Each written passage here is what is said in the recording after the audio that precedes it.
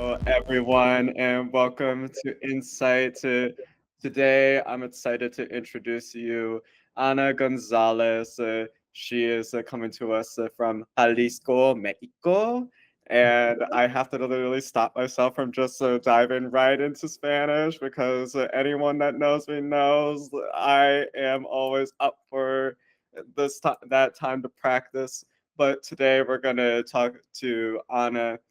She is a customer advocacy manager with Hewlett Packard Enterprise, but we want to get to know more about Anna, who she is, and the journey that she has undergone.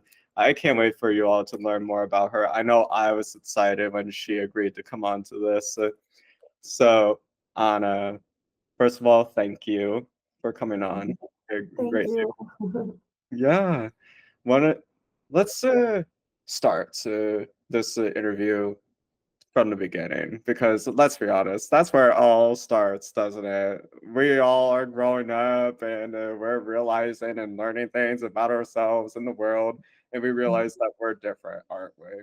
So let's talk about what it was like for you. Thank you so much for the nice introduction, and thank you for allowing me the space to share my story, Justin. I'm very excited.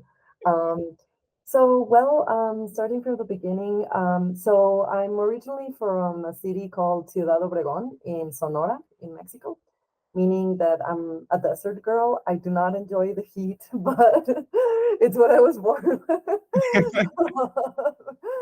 Oh my um, gosh, I have never been to Mexico. It's definitely on my list. But let's go ahead and tell me more about yes. what this was like for you. I'm sure the heat factors into this as well. Yes, I believe maybe that's the reason why I'm so feisty. I remember, growing up there. So my parents, my father is from Guadalajara, which is the city where I currently live in, and my mother is from an even smaller town called Bacum in Sonora. So I'm a combination of both. Like even because as you may already know, like even within a single country, you can have different cultures and different ways of living and speaking and everything, right? So I think I was the merge of those two worlds, like the big city in Mexico and then a very, very small town in Mexico. And like I was saying, Ciudad Obregón in particular it's a very, very small town. Like it has city, ciudad in its name, but it's really like it's a town, like it's it's very small. But that being said, I think part of what forged me and that you know uh, kind of drove me to make several decisions was the way I was living there. So because it's such a small town, and it's probably like I haven't been there for the last almost 14 years, so it's been a while, but I have been going to visit and such. But what I'm trying to say is, I think because it's such a small town, there's like that sense of everyone knows who you are. Like if they don't know you personally, they kind of know, like, this is the family that has lived, like they know your last name, and that's how they go right to doing like this kind of a biased opinion, or just like such a judgment of sorts, right? Like, this family is a good family, this family, they've struggled, this family, blah, blah, blah. So I think for me, in that context, it was hard growing up because I think a lot, and I know that in general, like humans were designed to care about what people think because we crave human connection, right? So I think in the end, it matters to us because of that, right? And as much as I think we have to put in the work to just live our lives by our own rules, it's hard because again, we want to feel connected to each other. So back then, I had several ideas that didn't really fit in, like, and like going really way back, like as a child, I am naturally an introvert, and my mother, I think because I look like her physically, but like in my way of being, I think I am a combination of both, but I think I'm more of an introvert, like my dad. So I don't know, like I believe that she probably probably projected some things into me, and she wanted me to live kind of like a life that she wanted for herself. You know what I mean? So I think she pushed me to, to be comfortable with the uncomfortable. So she Yes. pushed me in, like it being more of a public speaker, and, like doing things that, for extroverts, it comes more naturally. And right now, I think a lot of people would say, or would think, if they don't really know me, that I'm an extrovert because the way I conduce myself in the world, it's like that. And I try to, like stay open and true to myself, but it's a skill that I learned and I polished throughout the years, but it's not, again, something that comes naturally to me. So growing up, I think it was hard because I felt very different from the people around me, and especially like my classmates. Like I I don't know, like I was the kind of girl who didn't really talk and didn't really, like uh, make a lot of friends easy. And um it was also hard because I don't know, like I felt in a way like I was also different from other girls because they were all, like their dolls. They were all like, like expecting to be mothers. I remember this conversation actually in the fifth grade where, I don't know, it was a game actually that they were trying to play, my classmates and such, and they tried to include me, and they asked me whether I wanted to be a mom, and to like one of the other kids, I guess, which is weird now in retrospect, but that was a game, right? And so, and I remember saying, no, I don't want to be a mother, and they were like, but why don't you want to be a mother? And I think, I don't know, like it's something that was already growing up, like I already knew that that wasn't really my path. And I remember telling my mom several times growing up, like ever since I was like probably 8 or 9, and then going into my teenage years, like several times I told her I don't want to be a mother, and she would say things like, and especially in Latin America, I think um, it's very ingrained in our culture, like religion, and and especially in Mexico, Catholicism in particular. It's like it's very deep. It's rooted very Mm. deeply. Oh yeah. So I think she I think she was afraid, for me to be that different, and so it was like Yeah. she told me things like, no, don't say that, like God is gonna punish you, or you shouldn't say that because like all women want to be mothers. You'll want to be a mother eventually, right? And for me, I think, I don't know, Justin, it was hard because it was just something that I knew. And I don't know, like I cannot really explain how, but I can tell you, the Barbies that I played with, they were all professionists, like they were never mothers. I never played with my dolls, like that. And even I never had one of those dolls that you carry around like a baby and such. I just, I don't know, like I was never interested in that. And I felt like I had so many dreams that were bigger than me, bigger than my city that I grew up in. And and in general, I guess I remember this conversation with my mother where I told her, you know what, I would like to live on my own, like I want to leave the house and such. And I'm telling you this just to give you like the context of how it was, like growing up in a small town like that. And Mhm. she was rightfully very scared of what other people would say and think. And she was like, no, like you cannot move outside the house and still live in the same city. Like you would need to move to another town, and um, rebellious little me said, okay, so I'll move to another town. So I moved. um, I So where was, did you move? yeah, I moved to Guadalajara, and it had to do a lot with the fact that every Christmas when I was growing up, we came here to, spend Christmas with my dad's family. And I don't know, everything seemed so cool. And, like the city itself, it offered so many opportunities, and I knew, like I said, like I felt like Ciudad Obregón was too small for what I wanted to build, for myself and such. So, and don't get me wrong, it's a great city to live in. I think, in general, it's one of those places where, you can have a very content life, just, like everything is, 5 minutes away. You don't have the stress of a large city, and like it's not.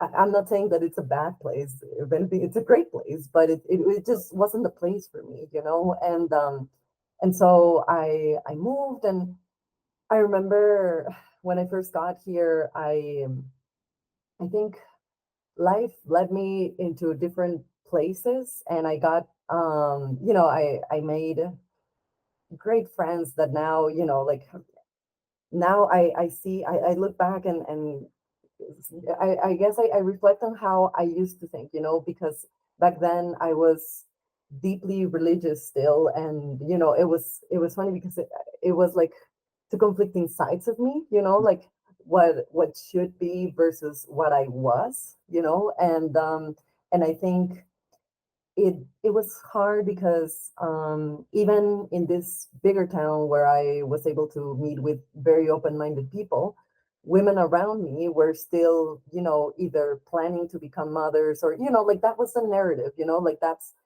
it's like this script that you have to fulfill, like it's you get married, you have kids, you get the house, you get the car, like that's life, that was, or at least that was what I defined was, like a successful life, what it looks like, right?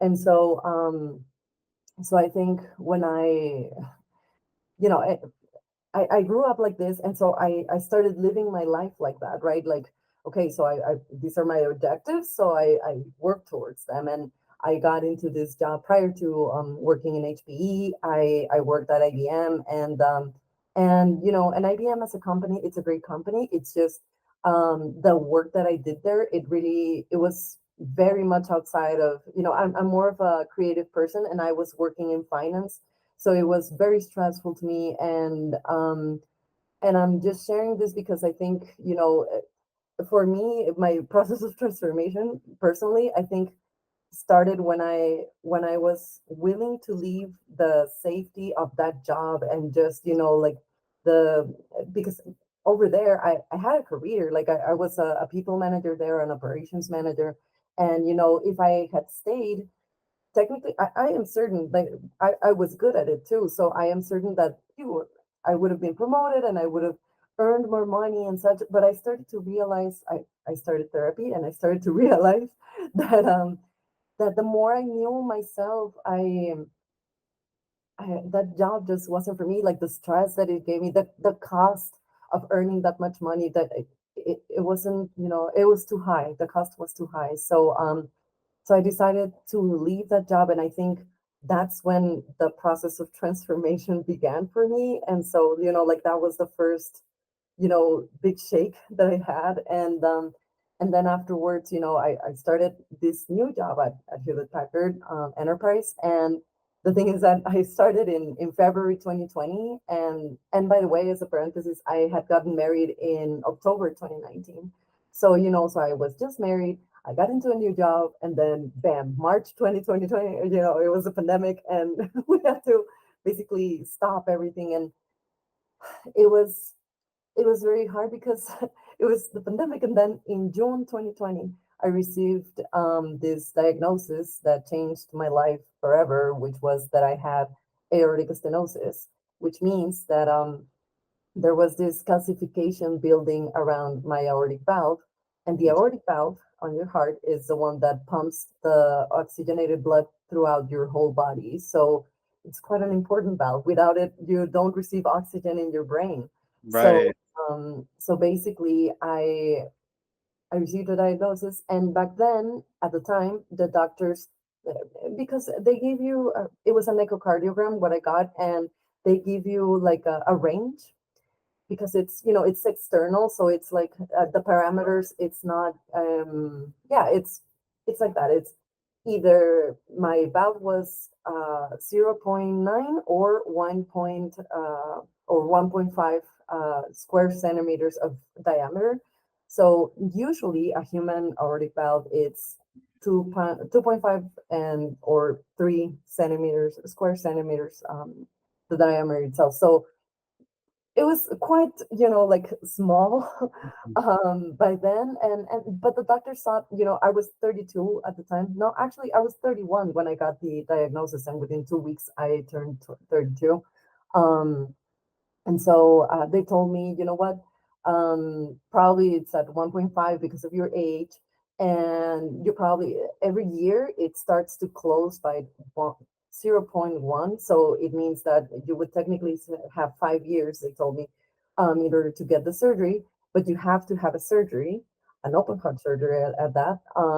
And we have to replace your valve by either having a mechanical valve or a biological valve. Mhm. And the mechanical valve, it lasts 30, 40 years. It lasts longer. But the thing is that you have to take blood thinners for life. Oh my gosh. Um, exactly. So meaning that me as a woman, um, I wouldn't be able to get pregnant, or it would be very risky for either myself or the baby because of the blood thinners, right? Either And shove. this is something that is happening to you. And meanwhile, you had already been growing up with Mhm, these ideas, these values that mhm. passed on from generation to generation, that this is the Exactly. norm, the expectation. Exactly, exactly, exactly. Yes. Even at that time, like I think I, being super transparent with you, I think I was scared, to reveal that I didn't want to become a mother, like for sure. Like I had a conversation with now my ex-husband, but at the time, I did have a conversation where I said I'm not sure because growing up I have never wanted them. But I think it's one of those things where people dismiss it like, she's gonna change her mind. And even the doctors, I'll get to that in a bit. But um so the mechanical valve, it's like this. And then the biological one, it comes from either a pig or a cow, and it allows you to live a normal life. Like you don't have to take care of yourself as much. You don't have to take any meds. You can live your life fully, let's say. But the caveat is that it lasts 5, 10, 15 years, like taking real good care of it, right? And for me, Justin, it was, I guess, it was two things. One, who wants to live less, right? Like for me, it was like, I'm only 31. Like if I do get to live, like, and it's not like you can have open heart surgery, like a ton of times in your lifetime. It's too much stress for your body, for your brain, like you have to be actually shut down to have the surgery. Mhm. So,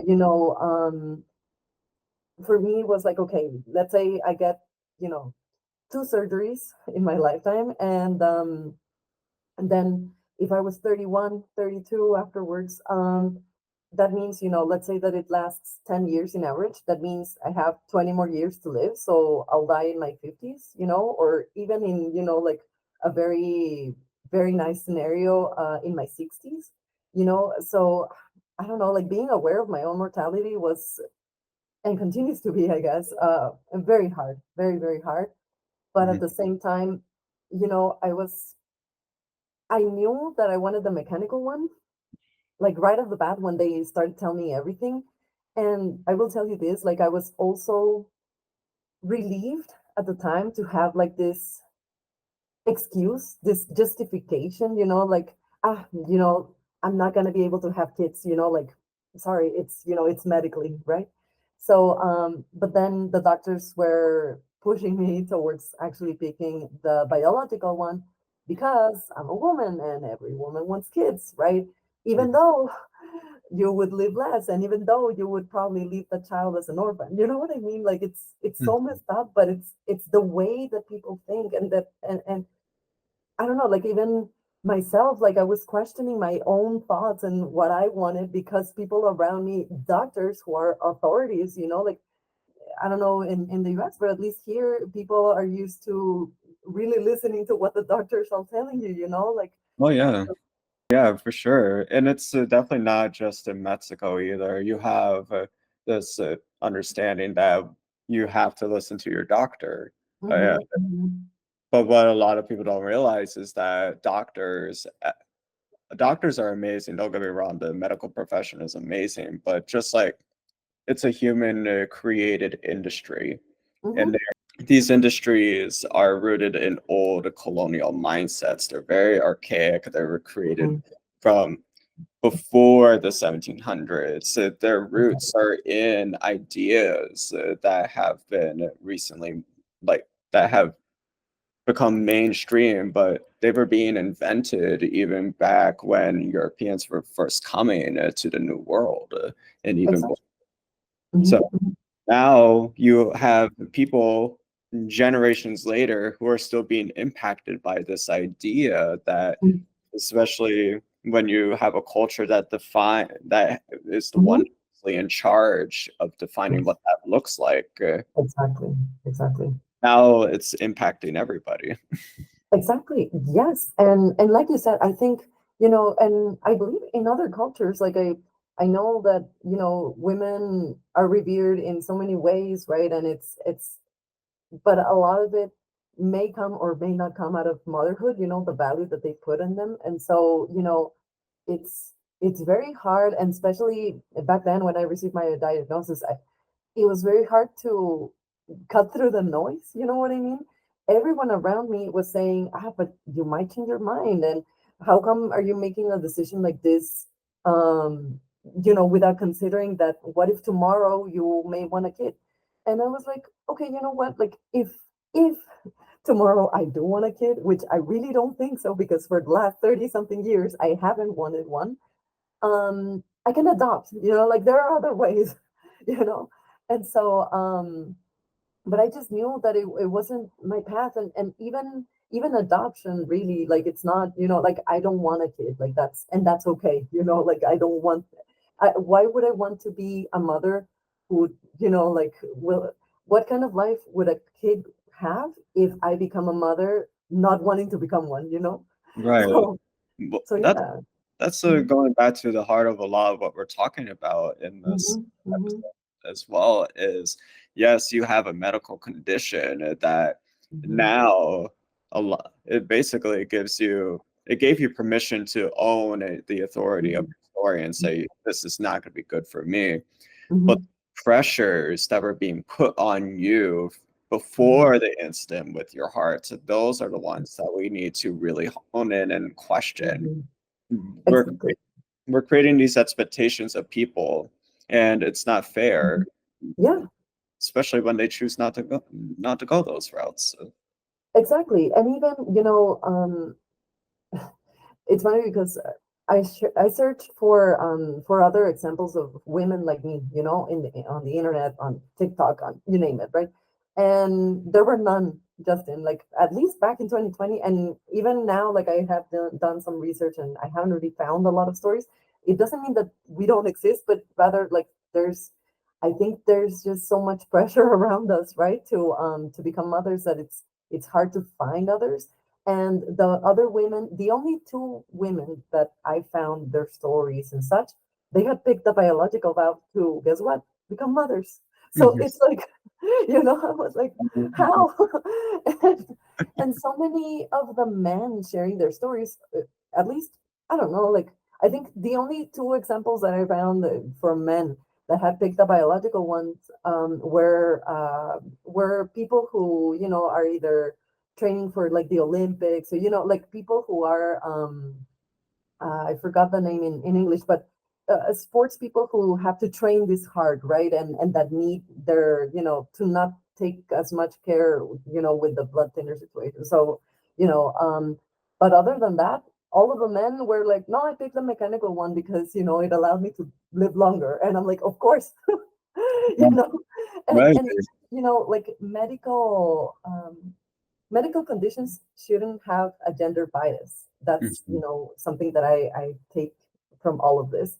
Like, you should, if you're in the healthcare industry, like, you should allow your patients to, number one, pick whatever feels right to them, and number two, respect that decision. Because I think something that happened was that, like, even though I had picked a mechanical valve in this case, the doctors kept telling me, but you're gonna change your mind, or are you sure, like questioning me. And it's hard, it was hard already as it was, right? And for me it was, like, it was putting myself first in all regards. regardless of what society said, regardless if I might lose my marriage, regardless if, like, no matter the cost, like I needed to really put myself first and my life first, right? And so, afterwards, when I actually had to have an echocardiogram, but it's done internally, so it's more accurate, the reading that it gives you. And it turned out this was done in October of 2020 because the symptoms that I had were just I was really feeling bad.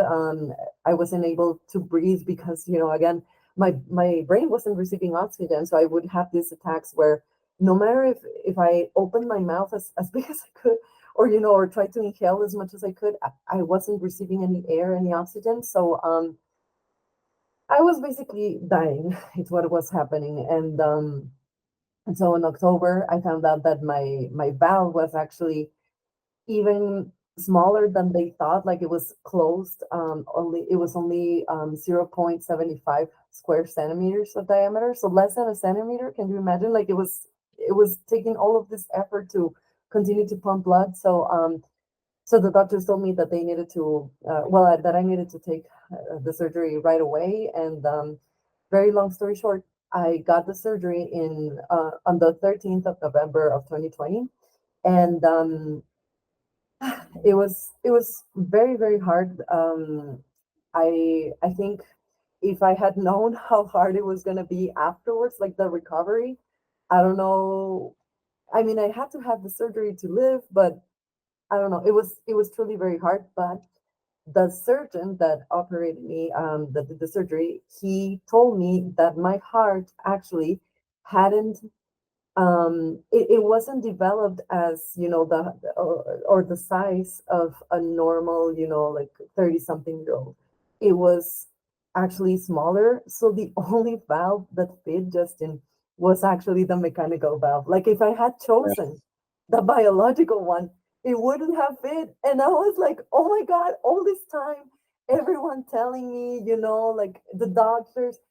And i think I think deep down I already knew, like that was my path, right? And I'm so glad and so proud of myself to have chosen and heard my inner voice, that was telling me, no, like, why would you have a kid, like, why would you choose that life? it, Mm. it just wasn't for me, and now it's been 4 years, almost 4 years since that surgery. But last year I went through a divorce because I chose myself. I chose this life of not having kids. I actually had another surgery in November as well of 2023. Mm. And this time, it was actually, the intention was to remove some ovarian cysts that I had. But in the same surgery, I decided to remove my uterus. And so now my body matches my heart and my mind. So I am truly a child-free person for life. And I am so happy to live in this body, to have the opportunity to live my life to the fullest without having kids, even though society might think differently. I am living by my own rules, and now I stand by you proudly as a Latino child-free woman. You know what? I love that. Go you. Own your power. Own your journey. Own your destiny. Thank you. You want it would have been different if this was something you if this was a path you had actually wanted, but this was one that had been imposed on you from Exactly. Mhm. literally since you came out of your mother's womb. Exactly. Hmm. A lot of what you're talking about too is not foreign to anyone else, especially in a lot of Latino communities, Latin communities. I can't tell you how many stories I have heard from friends and coworkers, people that I interact with on a daily basis. This machismo, Yes, if we exactly. can use that phrase in this Hmm. conversation, I feel like it's very relevant. A lot of people don't realize that is rooted in so much legacy of the colonization, the patriarchy, but it's also rooted in a unique blend that is that was fostered and developed in the Latin communities. Hey everyone, this is Justin Cobb, and that was Ana Gonzalez. This is such a fantastic conversation that we are having. Be sure to stay tuned because we do have a part 2 to this discussion, and I am so ready to share that with you all. Be sure to like this video and to subscribe to the channel for more insight. We definitely have more of it coming. Be sure to share this with your friends, your coworkers, your networks, your family members, whoever. Go ahead, do that. If you haven't already, be sure to check us out on Medium and on Spotify. We are there as well, and you can gain exclusive insights that you won't catch here on the YouTube channel. Until next time, hasta la vista.